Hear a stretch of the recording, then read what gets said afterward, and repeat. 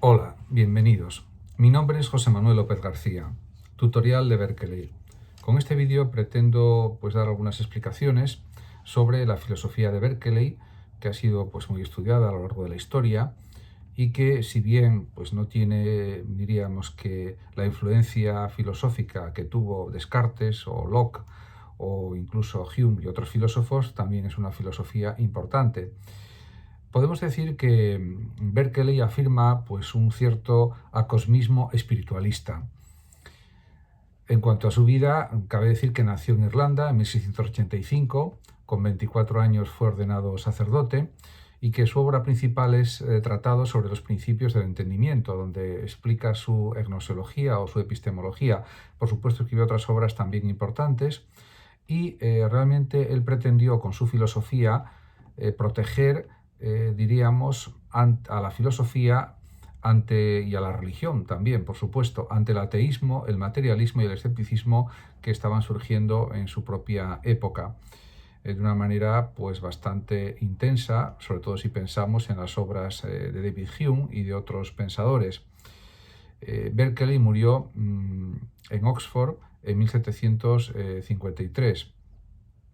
pero diríamos que el desarrollo de la ciencia diríamos que producía en Berkeley la impresión de que se estaba negando la realidad divina, negando los principios religiosos, la teología, diríamos dogmática, etc. Por lo tanto, Berkeley considera que es importante reubicar a Dios como garantía última de la objetividad de las percepciones, y a ello se dedica en sus obras. Por tanto, podemos decir que desde la perspectiva de Berkeley, no hay ninguna sustancia material independiente de todo espíritu o mente, porque el ser de las cosas consiste en ser percibidas. Esto él lo afirma de una manera rotunda, y también considera que Dios es la verdadera causa de las ideas de cada persona, ya que estas ideas forman parte de alguna manera del lenguaje divino. En consecuencia con todo este tipo de planteamientos, niega Berkeley también la mortalidad del alma, oponiéndose claramente a cualquier tipo de materialismo, de escepticismo, de relativismo,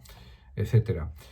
Además, podemos decir también que la doctrina de Berkeley es como una especie de escolástica del empirismo, ya que reafirma los valores morales y religiosos frente a cualquier ataque propio de la corriente empirista, y también de pensadores que no reconocen la existencia de Dios. Por eso se le ha catalogado a lo largo de la historia de la filosofía a Berkeley como un espiritualista inmaterialista.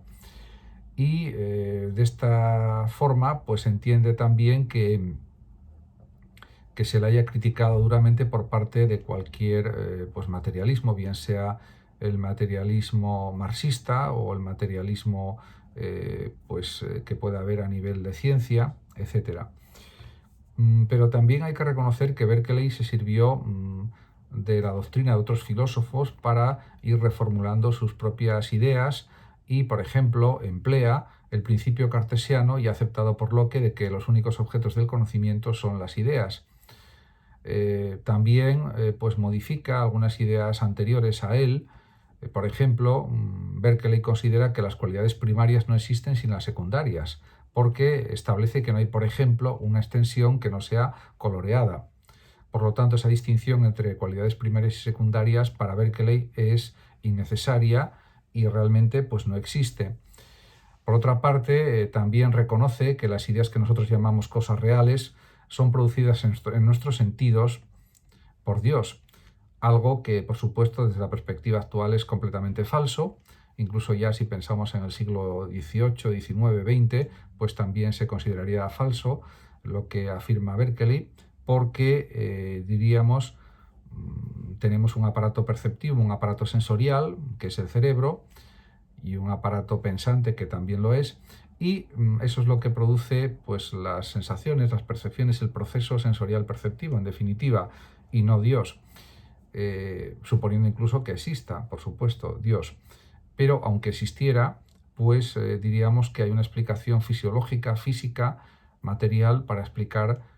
pues los pensamientos, las sensaciones, las percepciones de las personas. Y eso está ya demostrado de una manera indudable. También hay que decir que si queremos caracterizar de forma genérica la filosofía de Berkeley, pues podemos acudir al Tratado sobre los Principios del Conocimiento Humano, que fue publicado en 1710, y en el que establece Berkeley las bases de su filosofía. En primer lugar, podemos hablar de un nominalismo radical, ya que él considera que el gran error de la filosofía es creer que el espíritu es capaz de formar ideas abstractas, cuando considera él mismo que es Dios el que forma las ideas abstractas. En ese sentido, pues es algo falso, erróneo, según él, porque diríamos que la realidad máxima, la que mueve todo, es Dios para Berkeley. No hay que olvidar su condición de sacerdote, de religioso, y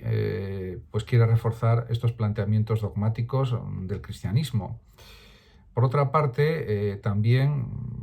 siguiendo con este nominalismo radical que él afirma, pues está de acuerdo con Ockham, con Guillermo de Ockham, y niega incluso que las ideas generales de Locke sean algo especial, algo existente, ya que establece que son signos lingüísticos simplemente. Por lo tanto,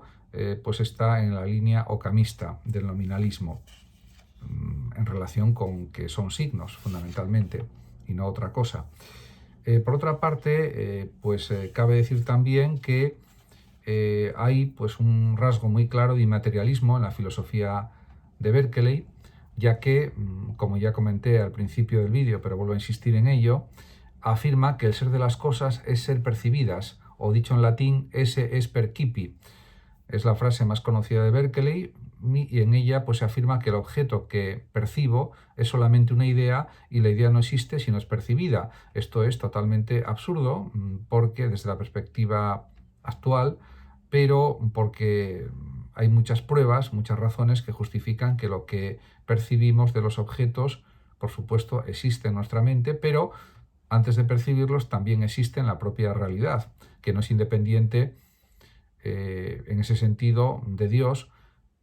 tal como establece Berkeley, sino que la realidad existente es previa a las personas, a los sujetos cognoscentes, y por lo tanto existe.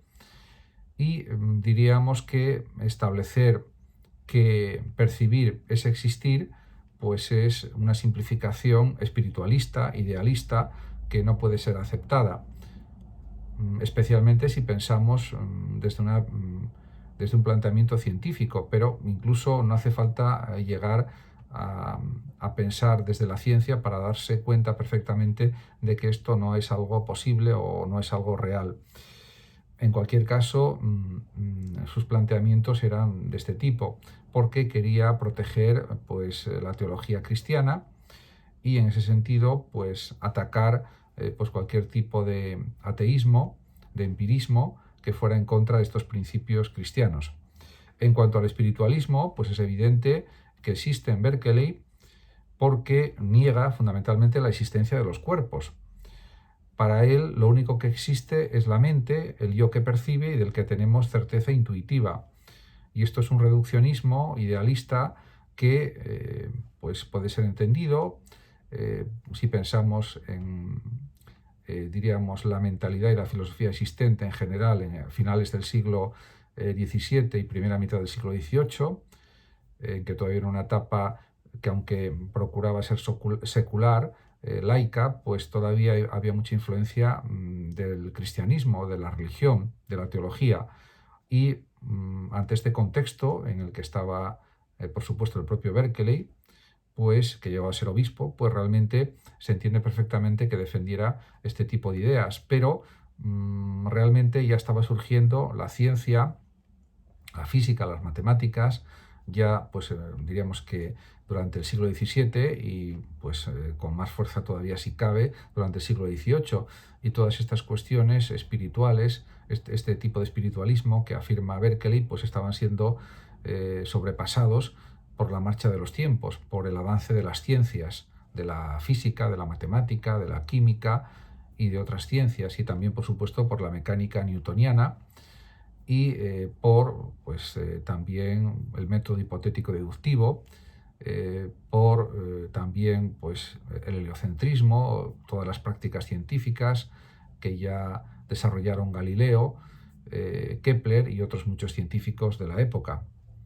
Muchas gracias a todos por su atención, saludos como siempre a los oyentes de Radio Sofando de México y por último decir que el que lo desee puede compartir este vídeo en sus redes sociales, darle like o suscribirse a mi canal de YouTube. Hasta siempre.